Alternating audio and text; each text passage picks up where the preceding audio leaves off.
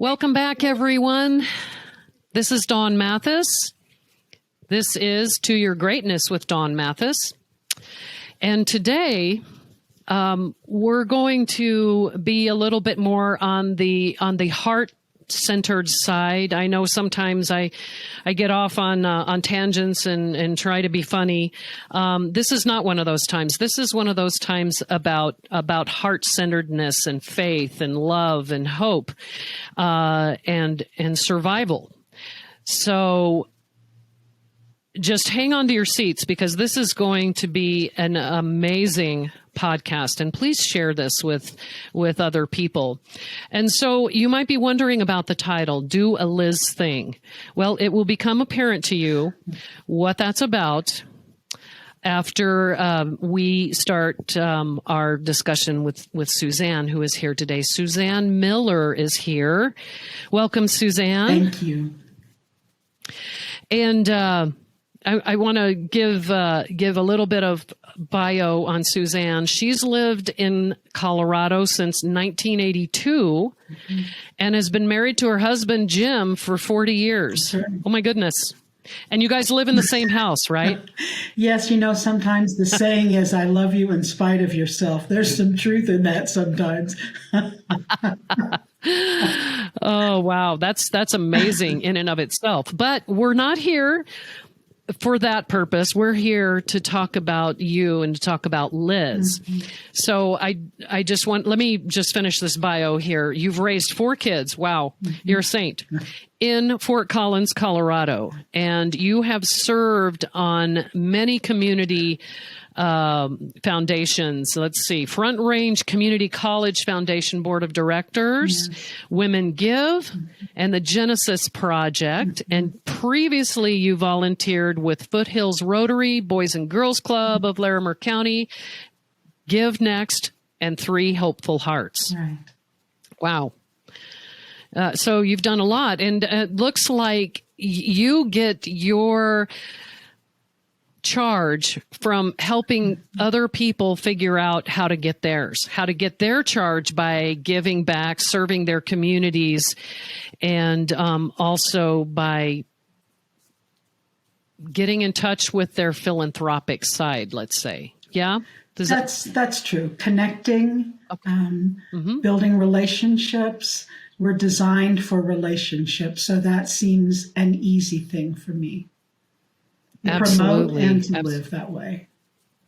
Well, that's great. And so I want to talk a little bit about the history. I know you lost your daughter, Liz, right?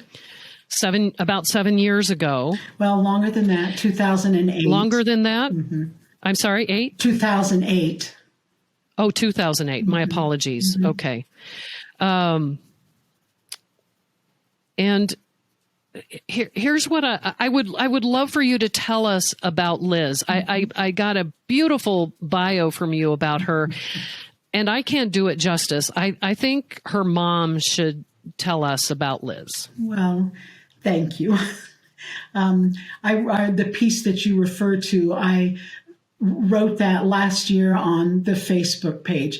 COVID made things a challenge for the day we remember the day of her death, March 28th, 2008, by going and doing the kinds of things that Liz did so routinely for others in her life. And that's been the message of Do a Liz Thing, is go and do those kinds of things. It's not about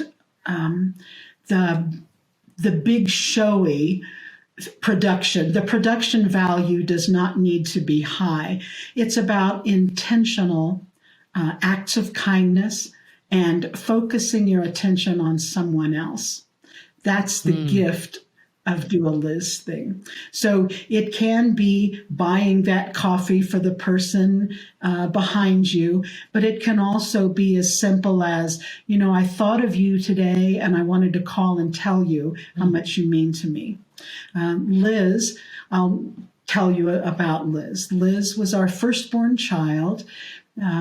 worked in children's youth group and loved all of that. And in high school, junior high and high school, started to be an intern, went to school to be a youth minister, and worked with junior high and high school age kids. That's a vulnerable age group filled with kids who are uncertain about their own identity and their worth and value. And Liz was instrumental in helping develop that, reassure them. She would do that in personal ways, going out of her way to do something for someone else to let them know that they mattered and they had value. If a kid was struggling in school and Liz knew about it through conversations with parents or teachers, then she would often tie a note attached with balloons to a kid's locker, and with the note attached saying, "You are better than this rough moment. Let's meet at Starbucks. A $5 gift card would be attached and we'll get through this." So those kind of things, leaving boxes of cookies or flowers on a kid's doorstep or on their desk in the classroom. Wow. Those were the kinds of things that Liz did in ways that she knew how to connect with others, to let them know that they mattered to them. That's the essence of doing a Liz thing. That's wonderful. Doing a Liz thing. So I remember reading something in her bio that you shared with me, that when she was at that vulnerable age, that's when she was diagnosed with epilepsy. That's right. There'd been no history of it in any part of our family that we could find. Liz developed epilepsy. It was called adolescent epilepsy at the time. I got a call from a classroom saying, "Your daughter's had a seizure and we've taken her to the hospital." And I had no idea. Goodness. We were just floored. But that was junior high school. That's a hard time for a kid to go through that kind of thing. There were lots of tests, lots of medicine changes, breakthrough seizures, as they call them. Liz would still go to youth groups and travel and do the different things, ski trips or retreats and all of those kinds of things. But then there would be a breakthrough seizure, and in front of her other junior high school peers, she would have a seizure, grand mal seizures, falling down, passing out, all of the shaking that you see on shows, or if you're familiar with that. It's a hard thing, and Liz struggled with that. She found her footing at the end of adolescence. The medicine settled everything, is the word I would use. Seizures were rare, and Liz went on with her life. And I think all of those experiences helped her. Friends would do things to send her cards just saying, "Don't worry about what we saw, we love you."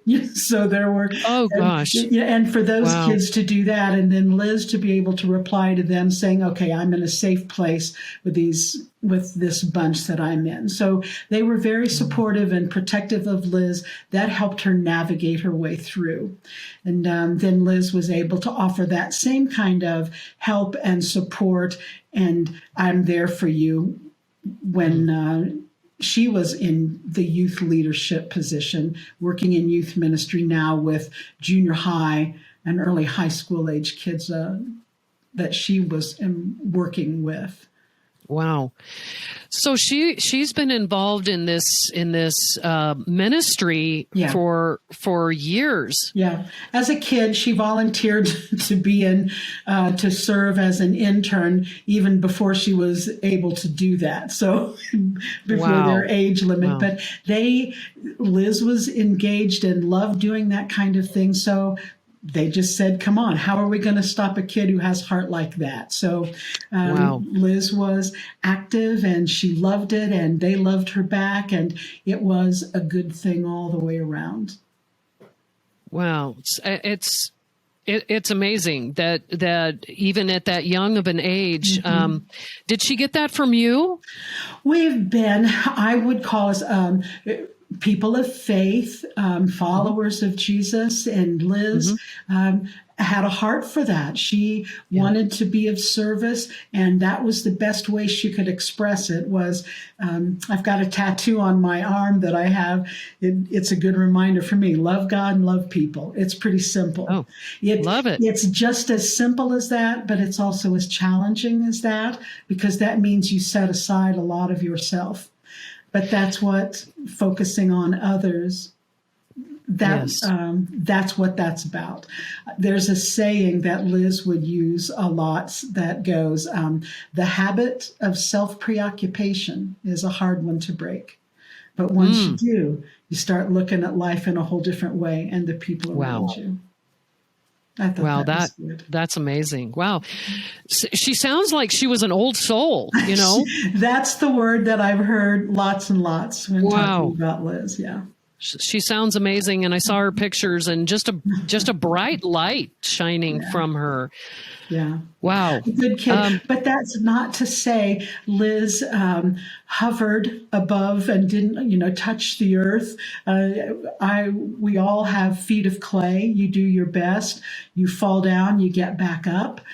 That's what we all do. So I don't want to make it sound that Liz was sainted and wasn't affected by the things that everyone else is. She certainly was. She was an adolescent who struggled with identity and why is this happening to me? And there were those times, the adolescent brain not fully developed.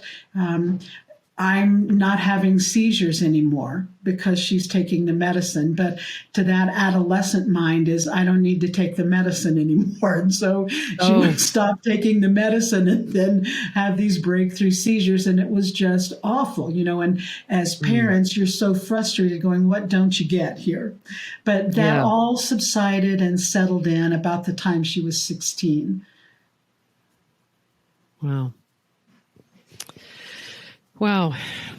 And then she went on to serve as a youth minister. She did. She was hired to be a youth minister at a church in New Orleans just at the time Katrina hit.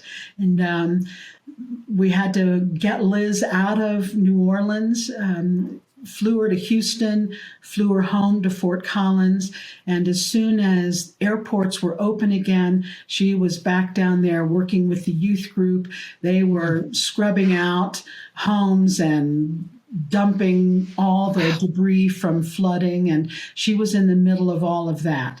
The senior minister at that church took a position in Texas and invited Liz to come and be the youth minister there, and she did. That's where, if I can tell the story now, Liz had one of those breakthrough seizures. Unknown why, unknown what happened exactly. Liz, at 24 years old, had a seizure at a youth retreat that stopped her heart and she died. It was a total shock. No one expected that. To have a seizure on occasion, rare, but we knew how to handle that. But this was total surprise and shock to us. Oh my gosh. I can't even imagine. Mm-hmm. Yeah, that knocked us flat and did for quite a while. It doesn't matter if you're a person of faith or not of faith. When you get a call and someone is on the phone out of state that you don't know and calling to say, I'm so sorry, Mrs. Miller, to tell you that your daughter has died. How do you handle that? What supported you in those early times? I have there were lots of love, lots of people who knew the right things to say, and those who also, with love, didn't know the right things to say. I think sometimes the faith community can be the worst. at consoling. There's lots of I should apologize and say it's not limited to faith community. People want to help in the best way they know how, but the best way they know how is inadequate a lot of times. They want to offer something that's of no help. At least she's with God. Aren't you glad you'll see Liz again one day? To which I would always want to say, are you kidding me? I'd rather she was here now. I'm not going to be able to see my daughter walk down the aisle, not be there to hold the first grandchild that Liz would have. So those things are of shallow or cold comfort, and they're not. What do they call those? Platitudes? Yeah. And I would much rather the cards and the phone calls and the conversations that have meant the most to me are those who say, this sucks and I'm so sorry. And those that say, people call me to this day. One most recently about a month ago saying, hey, I heard a song that Liz used to sing. She had a great voice, sang for the Lesher Viking Voices and did a lot of solo work. A woman called me just to say, hey, I heard a song that Liz used to sing and it made me remember her and the things that I loved so much about her. And I thought you'd want to know that. What was that song, or what was one of Liz's favorite songs? Well, I don't know that you would recognize them or the titles, and now you've caught me in a moment where I can't even think of the titles. But that's all right. But the big picture point here in that is the woman, my friend Dixie, was not uncomfortable with saying Liz's name. Dixie used to work with Liz when she helped out with youth and volunteered back in the day, 20 years ago, when Liz was a 14, 15-year-old.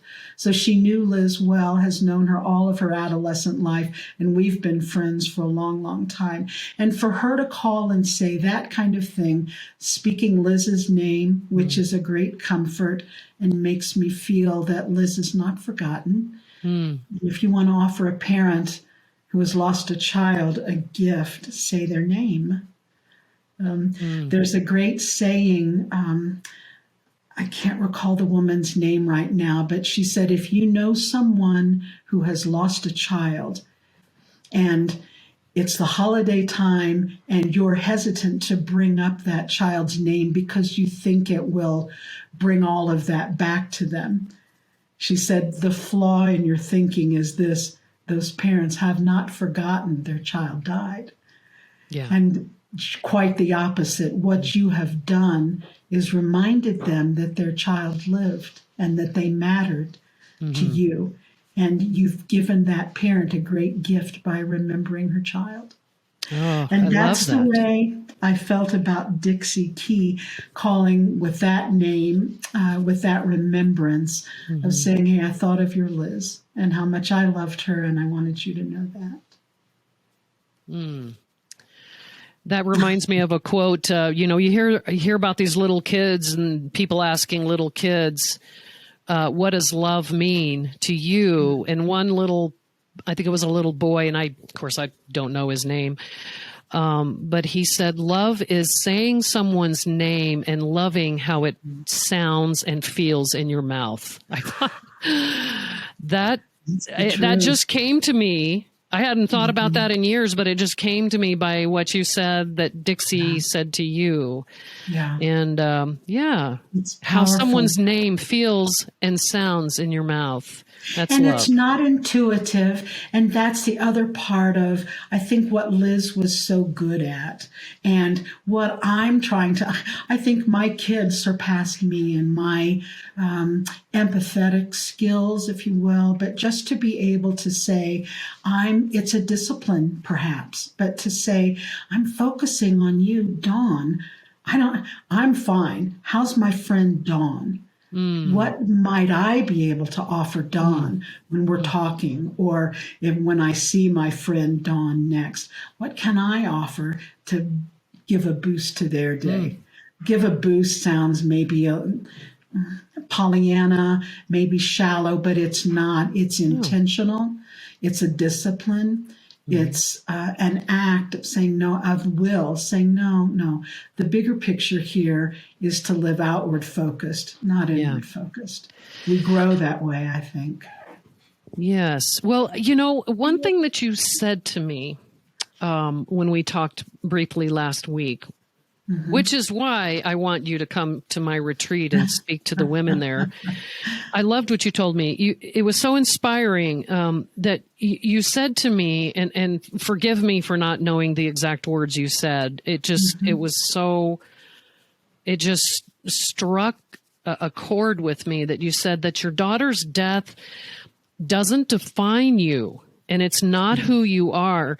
You told me that your daughter helped you become a better version of yourself. That is true. There's no retirement in this life as I see it. You were designed and created for a purpose. And you find and you fulfill that purpose and you live out your best life.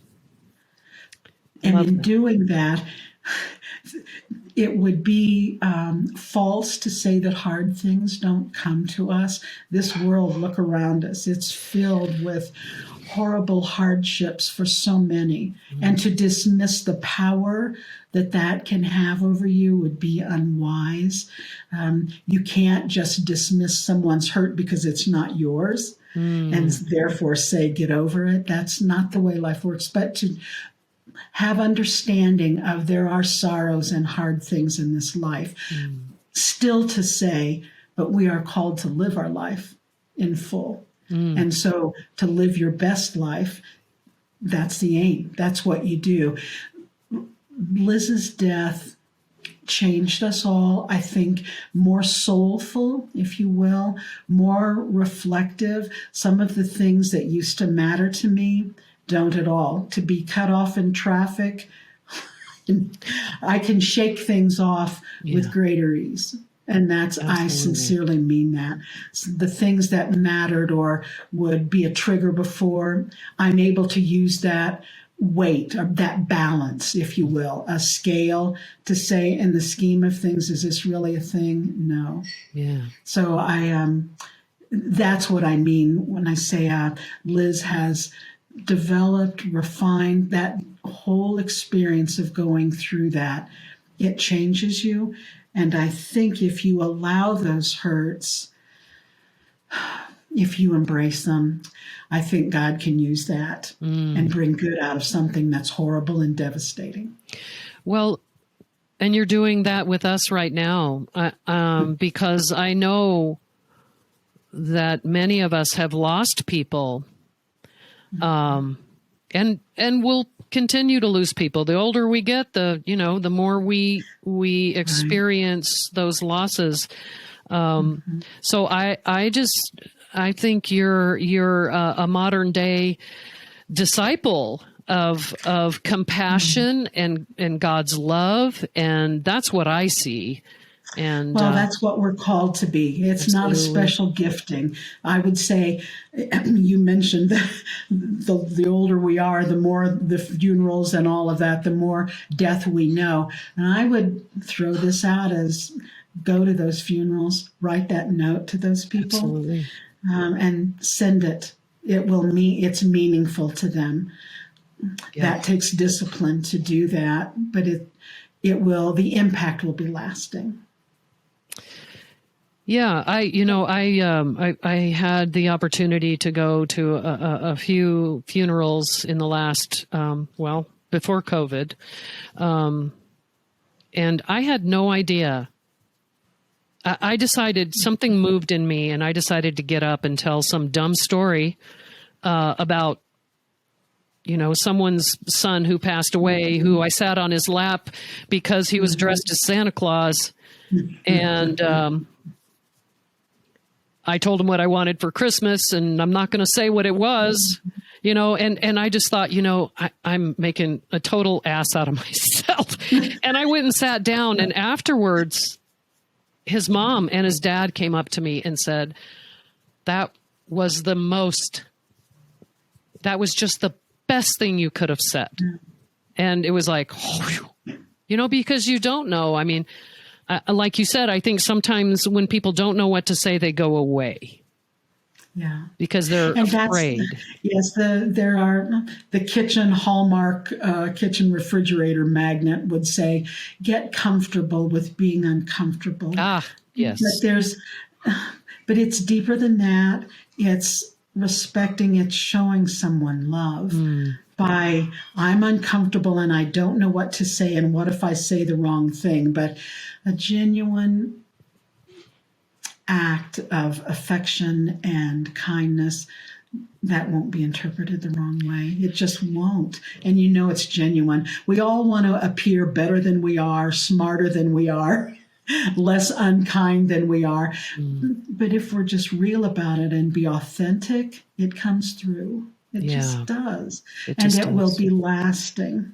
There's at Liz's memorial service, one of the things that was said that I loved so much is Liz wrote in her Bible, one of her favorite verses, surely goodness and mercy shall follow me all the days of my life. And someone spoke there and said, goodness and mercy shall follow. And the question was then asked, what is following you? Because we all leave a wake behind us. We all leave footprints. But it is what is in those footprints that matter most. And I think thinking about that and the way that you live day by day, interaction by interaction, not a heavy weight around your neck, but just intentional acts of kindness, being intentional about relationship building. I think those are the things that follow us. That's what we want to go after in the kind of life that we want to live, the legacy that we want to leave behind. Wow. Is goodness and mercy following us. Yeah. Can't hang on to bitterness. Goodness and mercy. Those are good things to say I want following me and to be remembered about me. Wow. I'm just blown away and my heart is so full.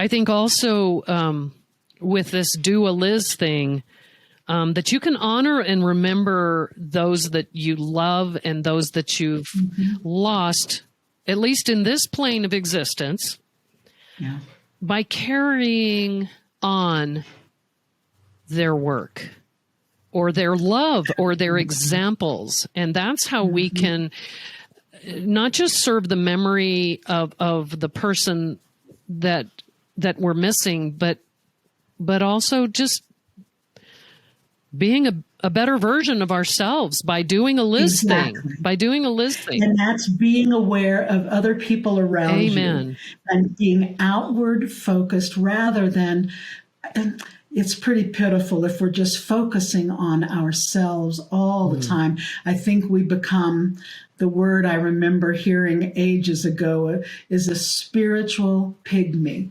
And no one wants to be that, to be shrunken and hollow on the inside. And the antidote for that is others focused as I see it. And it sounds simplistic, and I don't want it to sound Pollyanna-ish. The idea is that it is an intentional decision to say, I'm not going to live my life just for me. I'm not going to live my life just focused on me and mine. To live a full and giving life, you have to be others focused. I think that's what we're designed to do. Absolutely. Absolutely. Wow. This has been amazing, Suzanne, and I'm so grateful that you could share this with us. And I know that,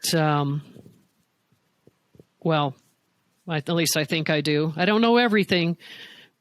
I truly believe that you have served the listeners today, and you have done a Liz thing by sharing her life and yours, and just giving us something to think about that's outside of ourselves. Nothing wrong with us wanting things for ourselves. Absolutely not. No. And what sweetens it is what you said, is being others focused and serving other people. And we can do that and still get where we want to go. Absolutely, yes. You can't really, you have to love yourself Absolutely. before you can love others. So, and that's what Jesus was big on. Hey, love your neighbor as you would love yourself. You got to be good to you too. Right.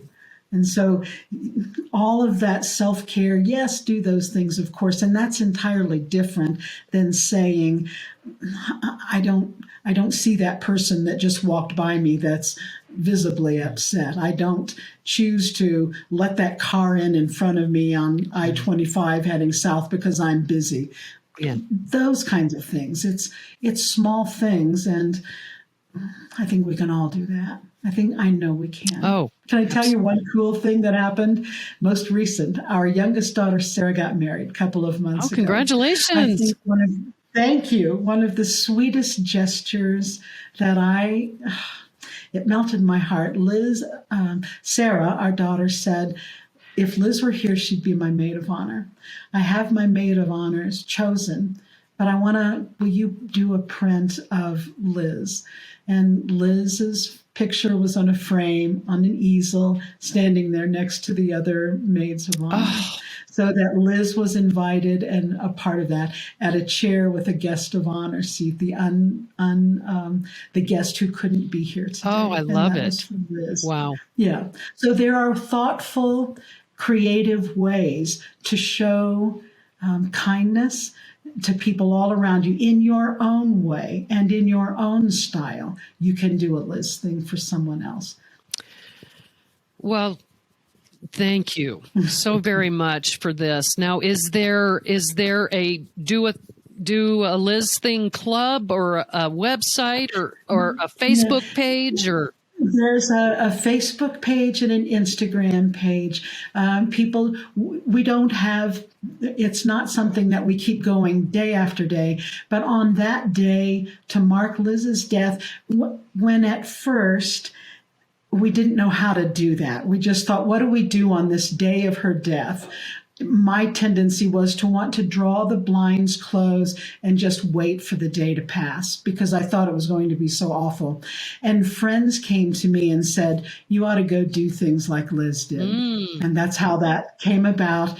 And so we invited people on Facebook to go and do those kinds of things for someone else, acts big and small in your own way, in your own place. And people did those things. And then as an encouragement to post them, not to brag. Some people will say, I don't want to post anything. If I send it to you, will you say that someone did something? And so, we'll accommodate that. We do that kind of thing. But it's just I read something and that inspires me that someone did, and maybe I can tweak it a bit and make it my own. Someone put, I think, $5 bills inside the red box movie rentals and the movie that they had returned. And the next time that person chose that movie, there was a Do a Liz Thing card attached with a note saying, the movie's on us next time. Oh. So just fun, creative things. People put quarters in little baggies and took them to laundromats with Do a Liz Thing put on the dryer. So people didn't have to pay for laundry, and just a gift, anonymous, buying gift cards at local retailers. I love it. So there are lots of ways. I love it. And seeing some of those things inspire your own creativity, I think. So it's not just something you do anymore on March 28th. It's a lifestyle. People post on the Facebook page lifestyle. On that day. Yeah, but it is a lifestyle. Okay, so it's something to aim 328. Okay, so 328, 12/25, Easter Sunday. All of the major religions have holidays. Those days are just reminders to us to do a Liz thing, not just that day. They're simply reminders. The little heartstring we tie around our finger to remind us to do a Liz thing. Oh my goodness. It really Suzanne, benefits us and help us grow.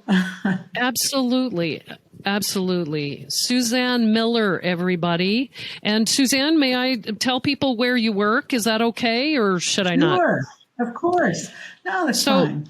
Suzanne Miller is the newest member at the Fort Collins Area Chamber of Commerce. So go say hello if you're in Fort Collins. That'd be great. Yeah. Or let me see. And we'll put this in the show notes as well. Her email is smiller, Miller, at fcchamber.org. If you want to send her a message, if this was impactful for you, if you want to give your idea of a Liz thing, or you just want to pass this podcast along to other people, that's how movements get started, is just one person at a time. And Suzanne, thank you so much. I cannot wait for the ladies at the retreat to hear you this weekend. It's going to be extremely powerful. And thank you so much for joining us today. Thank you for inviting me, letting me talk to your listeners. I think what you're doing is a wonderful work. Thank you. You're changing lives each time you're behind that microphone. So thank you. I've heard your work too. You're making a difference in a big way. Oh my gosh. Oh, okay. Well, I'm gonna say goodbye before I start crying here. Thank you. No crying. Well, there's No nothing crying. wrong with crying. Absolutely. When the tears flow, your heart's open. That's what I believe. But Suzanne, thank you again, and everybody. Suzanne Miller. And this is To Your Greatness with Dawn Mathis. I am Dawn Mathis, and we'll see you next time. Blessings to every one of you. Take care.